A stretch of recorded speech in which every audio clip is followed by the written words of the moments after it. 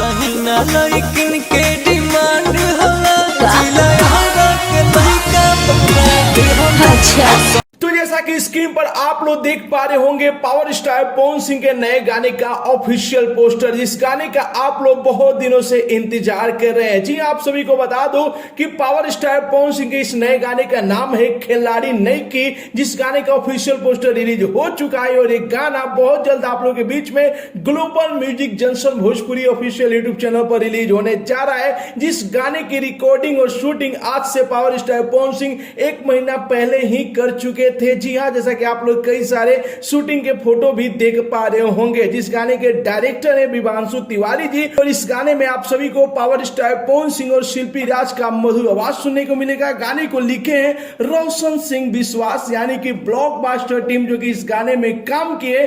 गाना बहुत जल्द आप लोग के बीच में रिलीज होने जा रहा है global music junction Bhojpuri official YouTube channel पर। फिलहाल में गाने का ऑफिशियल पोस्टर रिलीज हो चुका है, आप लोग स्क्रीन पर देख पा रहे होंगे। तो आप सभी को ऑफिशियल पोस्टर कैसा लगा और कितने बेसब्री से आप लोग पावर स्टार पवन सिंह के नए गाने का इंतजार कर रहे हैं, अपना राय जरूर ही कमेंट बॉक्स में बताइए। मिलते हैं अगले वीडियो में एक नया न्यूज के साथ, तब तक के लिए बाय बाय, टेक केयर, जय हिंद।